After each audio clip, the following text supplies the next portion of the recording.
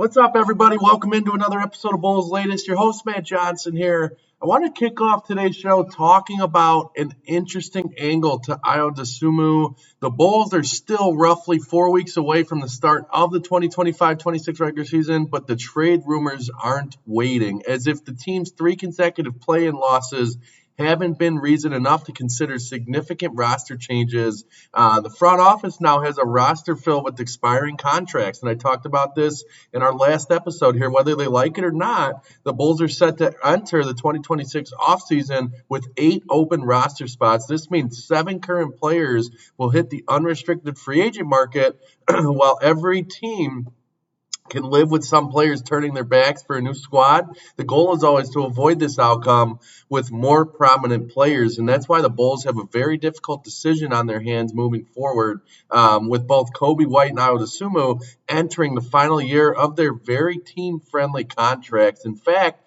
the deals are so team-friendly that the Bulls have not been able to reach an extension with either player, as the maximum offer they're allowed to extend fails to meet market value. And that's how friendly these deals are. That's what makes it unique. The good news is that the Bulls will have plenty of money to spend next summer. I've hinted at that many times in recent months. The bad news is that spending it both on White and Dosunmu might not make sense after re-signing Josh Giddey to his deal. As of recent here, roughly 10 teams, along with the Bulls, are projected to join the Bulls and having meaningful space next season, which means the market for White and Dosunmu could become rather competitive, and I expect that to be the case. It's hard to see a world where the Bulls keep both White and Dosunmu post this trade deadline, and that making sense. I just don't think that adds up. If you're the Chicago Bulls front office and for the bigger vision of this organization, I don't know if both guys are going to stick around.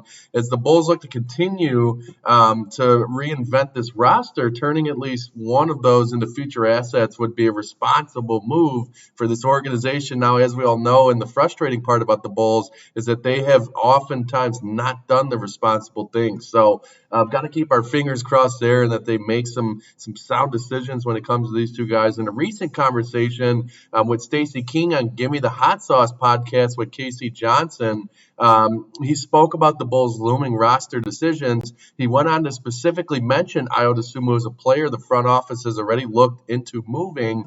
And he said this about Ayo Dosunmu, quote, "I know for a fact the Bulls were involved in some pretty advanced trade talks with Ayo this past offseason that they couldn't finalize, so they're thinking about this. Whether or not they can get the right deal remains to be seen," end quote there. I think that is very telling coming from Bulls insiders, that Ayo Dosunmu has been the center of conversations when it comes to what guys the Bulls are looking to move. I think it makes a ton of sense, and I would not be surprised if he is shopped more so than Coby White, but we'll see. It's something I've been kind of going back and forth with for months now. It makes sense for either guy to move on, but I think it's more likely, just by all the signs that we're seeing, that Ayo Dosunmu would be the first to move. But who knows what the Bulls are going to do? They've done crazy things in the past, and I wouldn't expect anything less from them moving forward. So switching gears to a guy I haven't given too much attention to this offseason, but that's Dalen Terry, and this is an exciting update from him. According to multiple sources close to Bulls insider Casey Johnson, Terry has, quote, quietly had a very strong offseason. The former 18th overall selection out of the University of Arizona has spent the offseason working on his game as all professional athletes do. However, insiders emphasize that he, quote, has worked hard to improve his shot, end quote, a skill that could make him a much more versatile scoring option for Billy Donovan's rotation.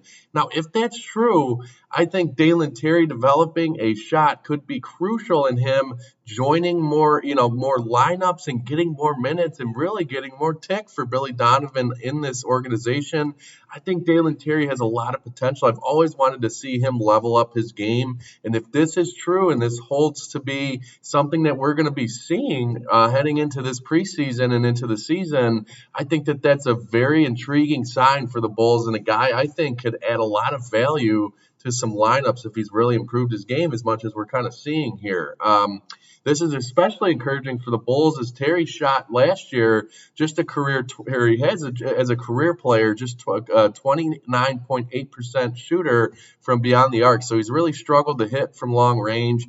His defensive intensity and consistency have long been his selling point, but if he could pair that with an improved offensive firepower, he becomes a far more valuable contributor to the rotation. Maybe this is the year he takes that jump. We'll have to see. That he's only 23 years old. The 23-year-old could finally emerge as that reliable presence within kind of a thin wing rotation and a position that I've talked about many times in many months throughout this offseason, that the Bulls are kind of thin at that wing. And I think that with nothing guaranteed, the reports leading up to training camp have been promising. So, Terry has long been viewed as a raw project. I know I've hinted at him as that exactly. And he's a guy who has yet to reach his full potential, obviously, but at just 23 years of age, he's got a long way to go. After a strong offseason that included noticeable improvement to his offensive game, the Bulls may finally get the sudden breakout performance they've been waiting for so long,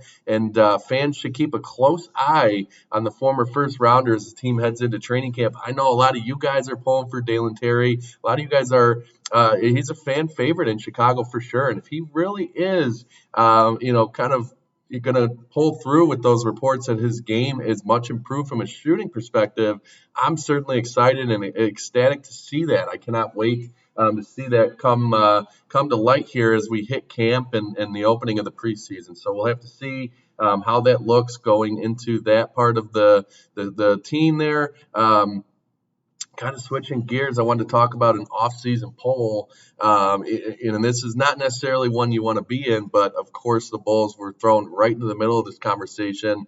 That off-season poll was thrown out there by ESPN, but who had the worst off-season? And there were a group of teams that were listed in this section of the article by ESPN, and they received some votes here. The Pelicans led the list with 9 votes. That's not a surprise to me. They have been a complete mess, had some cornerstone pieces in Zion Williamson, and I just think that when you look at them as a whole as an organization, they really have taken many steps back in terms of being a competitive team out of the Western Conference there. So that does not surprise you. Phoenix, it was kind of surprising, and they were next with 4.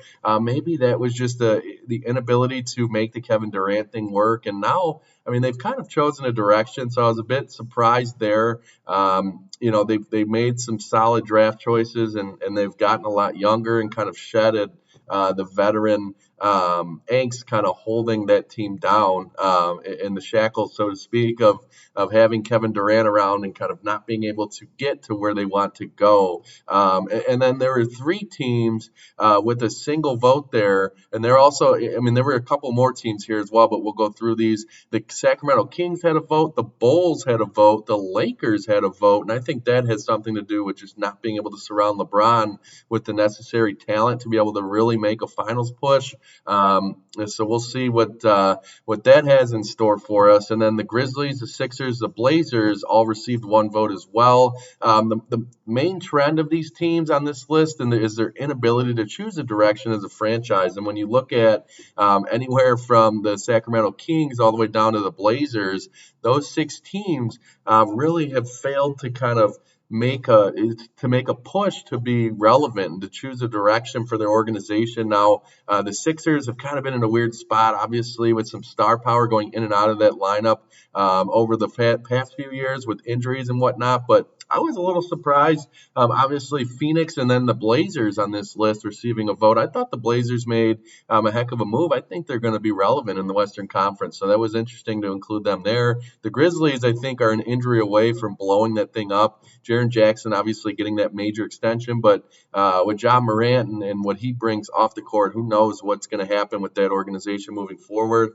They are a very exciting bunch if they play well together and they stay focused. But we'll see what happens. Never good to see the Bulls included on a list like this, though. I'm trying to stay optimistic with this organization and what they're going to do moving forward. So we'll have to see what happens with Chicago moving into this season. I like a lot of the things that they've done, but I also have a lot of question marks myself about what this is going to look like and what the direction of this team is going to look like heading towards February when trade pieces are being talked about. So, kind of wrapping up today's show, NBA news segment. Jason Tatum was on ESPN's First Take yesterday morning. I actually had this on myself, and he hasn't ruled out a return this season from his Achilles injury and that recovery that he's going through right now. What's interesting is that typically the timeline for recovery from a ruptured Achilles is most of, if not all of, a full season. So he's keeping the door open for a return. And I mean, we saw this in the NFL with Aaron Rodgers. He, broke records and shattered the expectations when it came to recovering from such an injury. And these doctors now in these rehab programs are so advanced that these athletes are getting back in record time. So could Jason Tatum be the next one up? Obviously, we had Aaron Rodgers and then J.K. Dobbins as well in the NFL had an Achilles injury, but he worked out at the same doctor, had surgery at the same doctor that Aaron Rodgers did. But we'll see about Jason Tatum and if he's able to get back as soon as he thinks there. Some other news here: free agent guard Monte Morris has agreed to a one-year deal with the Indiana Pacers. This move adds depth for Indy. They will also be without Tyrese Halliburton for the entirety of the season, as that's expected. However, maybe he's in the same boat as Jason Tatum with these recoveries. Who knows what his aspirations are as well. But I widely expect Jason Tatum and Tyrese Halliburton to be out for the entirety of this upcoming season. I'd be shocked if that was if they were to return there. So anyway, I want to thank you guys for joining me on another episode of Bulls Latest. Let me know what you guys think in the comments of the segments in today's show. Do you like Dalen Terry taking on a bigger role for this team moving into next season? Would you rather have the Bulls flip Ayo Dosunmu than any other player on the roster if it came down to getting rid of somebody? I know there's been plenty of comments throughout the last couple of months in terms of what the Bulls should do. I'd be interested to see as we move closer to the NBA preseason kicking off and then the kickoff of the regular season where your guys' heads are at in terms of what you would like to see done there. Anyway, thanks again for joining me, guys. Hit that like and subscribe button. Goes a long way for the channel, and we will see you guys tomorrow.